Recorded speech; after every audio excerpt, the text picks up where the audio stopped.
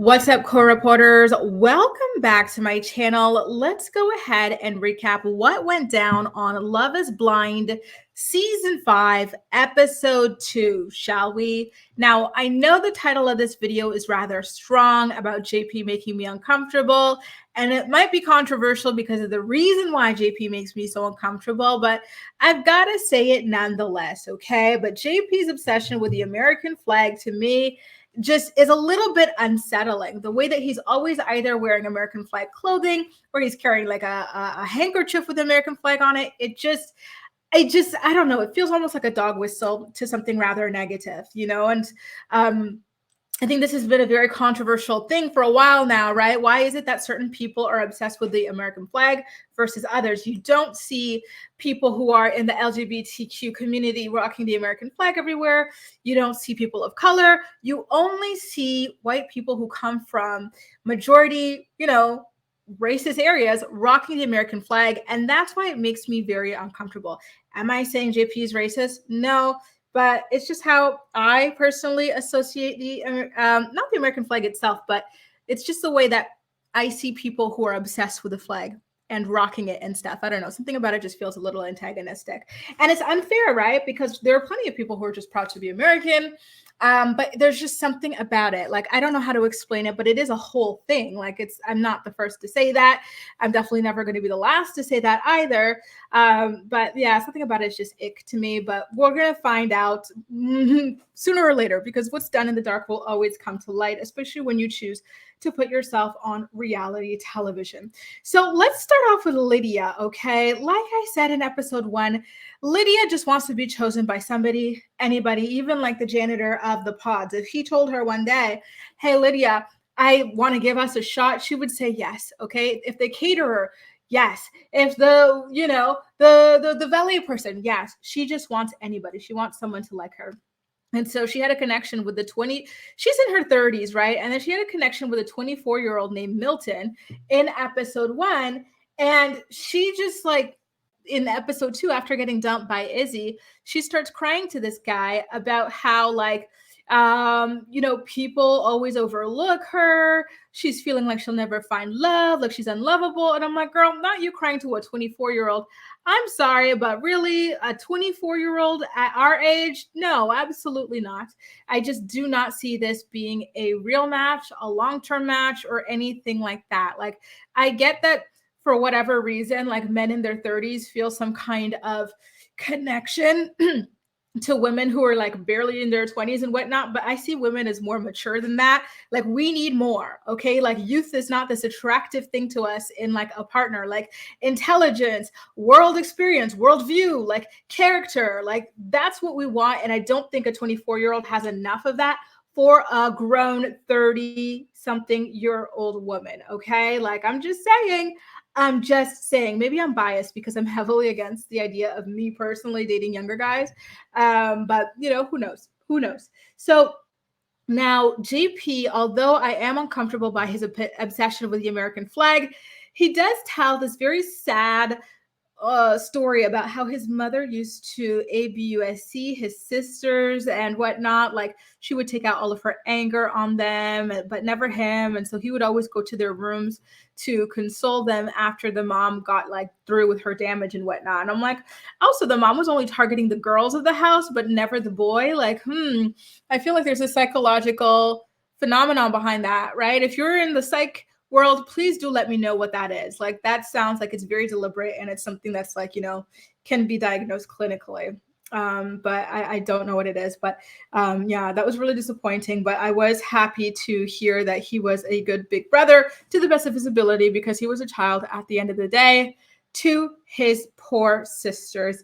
And so after he tells the story, he starts crying into his American flag. And I'm like, okay, like, your story was so endearing, but like, now you're crying into an American flag. Like, picture this, red, white, now picture some blue stars, okay? And you're wiping it on your nose. I'm like, I felt like this was a flag was something you're supposed to honor and respect, not like use as a handkerchief, right? Like, just weird. Like, he gave me the creeps, okay, with this stuff. But I don't know. I guess this is a cultural difference or something like that.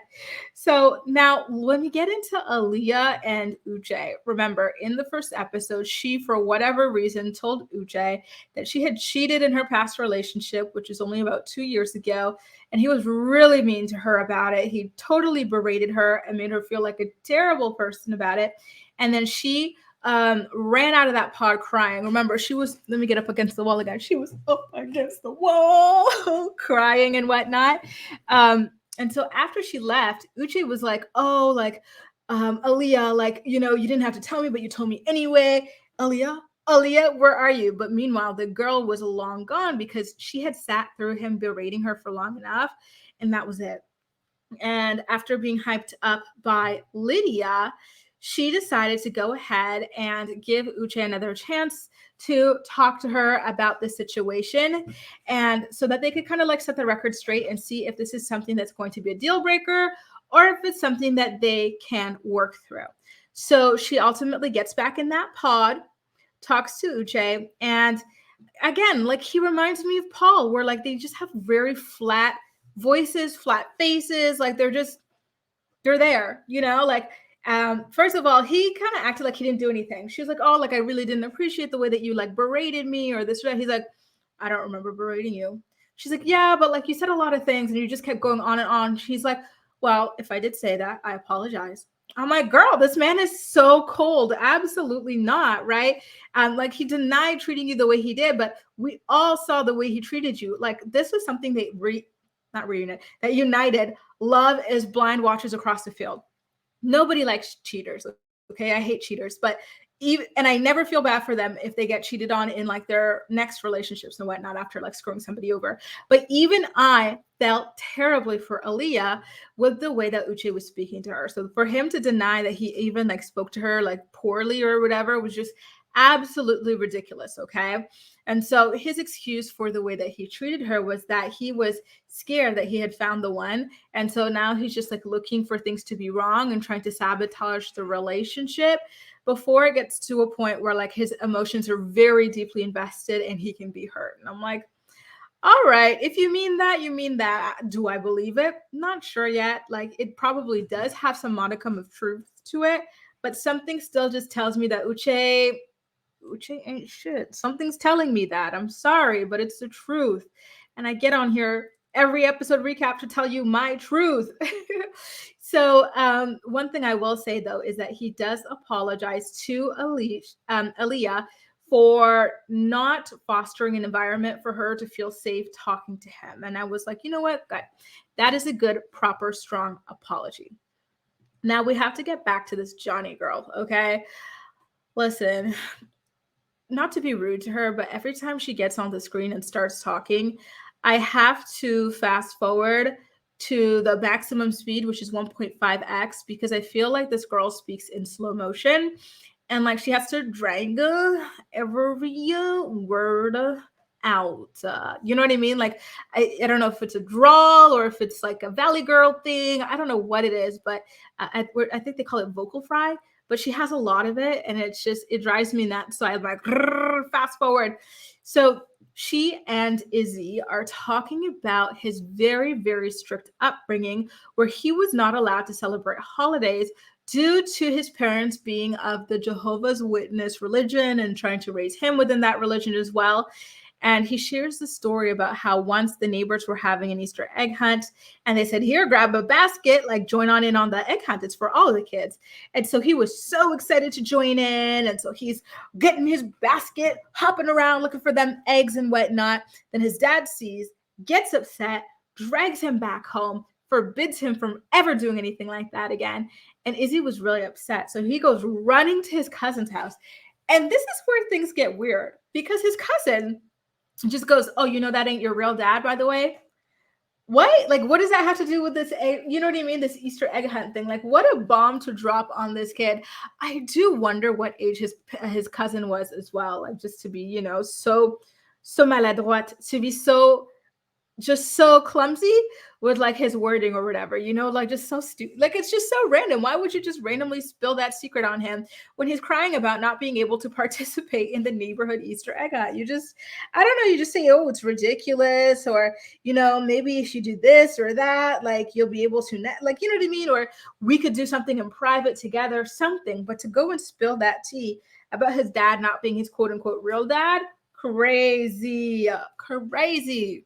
Anyway, I don't know what more to say about that, but I do feel for Izzy I did feel for him when he shared that story. Now we get back to JP. Things between him and Taylor are going super duper well. They seem to be opening up nicely and advancing in their relationship with one another. And so at this point, he decided to propose to her, and she accepts his proposal. I don't have like Taylor in my notes so far. She hasn't said anything particularly remarkable, but perhaps as the season advances, we'll see like more notable moments from her. But for the time being, she's not really on my radar, to be honest with you. But I am glad to see that the two of them managed to go ahead and get engaged. Okay. Now, I think we talked about Chris in episode 1. He's the guy who talked about being trigger alert, but as aid when he was in camp. And so he falls in love with Johnny. Okay, he really likes her. They've been having really good connections. He opened up about that really traumatic not incident, but moment in his life and whatnot. And he wants her to be his wife at this point. He's just talking about this. And Johnny at this point, she's like, she couldn't feel any more different, right? She's basically saying that she only sees him as like a good friend. And I don't know. My heart broke for him because he seems like a really genuine person who's gone through a lot of trauma and just wants to like find his person at the end of the day. And I think people like that are rare. People who genuinely want to find someone to settle down with, especially when you are on reality TV. Like as far as reality TV stars go, like this man is super duper genuine, or at least it appears that way. And so he's devastated when Johnny tells him that she only really sees their connection as like a good friendship or whatever, because he really, really, truly thought that he had found his soulmate. And it's just, I felt crushed for him that like, here's another big disappointment in his life, right? But that's the game of love, unfortunately. Like you gamble, with your heart, with your feelings, with your story and everything. And sometimes you just don't win, and it is what it is, right? Like, I don't know. I don't know why I have this in my note, but I put I know why. I put that like the people this season, most of them seem to have extremely low self-esteem. When Johnny talks about her past with the druggies or whatever, and then Chris talks about like how much she's looking for somebody, like it kind of feels like they just this is the only thing that'll make them happy in life. Lydia especially is another one like that. Aaliyah, the way she was crying over that man, like it's like, guys, please, Milton as well, like get it together, guys. Like you have to be whole. You really, really have to be a whole person. And the low self-esteem is just really, really, really radiating off of this cast this season. I would almost venture to say that this is the lowest self-esteem like collective cast that I've seen, but don't quote me on that. I would have to sit down and really think about it before I kind of like stand by that statement. Okay. Now, when Johnny starts talking with Izzy at this point, after breaking up with Chris, she wants him to know every last detail about her life. And so she starts talking about her troubled history with relationships. And this is where the red, how some people fly their freak flag? She flies her red flag. Okay. Like she was like, oh, like the love of my life was like an addict, and then like he died, and just like I've never loved anyone after him, including my ex-husband. I'm like, girl, I get if you didn't love like your ex-boyfriends after him or whatever, but a whole husband and you weren't in love with him, like red flag, just really wild. And so obviously Izzy is extremely uncomfortable with this story. He's like, what? Like, so you are capable of marrying someone that you're not in love with in the real world, given so much time. But so how am I supposed to trust you on a TV show where you have like attention and social media followers and whatnot to gain from playing me the way you played your ex-husband? I was like, oh girl, chill. Like I see where he's coming from. I would not go for that girl either. Like not into women, but there were a guy version, I wouldn't, I wouldn't go for it. So yeah, like it was just really, really red flags. She's shocked that he's uncomfortable with this revelation. I'm like, girl, you're shocked? How are you shocked? Don't be shocked. Like you just said something that is really disturbing, that you had a whole wedding and marriage and everything to somebody you were not in love with. Like, how did you think that was going to make somebody feel? It's not even that like the love of your life was this like, addict or that he's dead. It's that like you hold this like huge torch out for him, like nobody will ever compare to him, but that you're willing to just like use people as placeholders in really extreme ways, and that's just not cool, right? And so she's upset with him for being like, taken aback by the news, and like things kind of just like stop there. She walks out of the room, and then Izzy covers his head. I don't know if he was crying or if he was just like really like hardcore, I don't know, thinking about what went down or what, I don't know, but that's basically how their situation ended in episode 2. I'm looking forward to seeing how that plays out in episode 3. But in the meantime, do let me know what you think about all of this, what went down in this episode specifically in the comment section down below, and we'll chat. That's all for now. Thank you so much for watching, and I'll see you next time.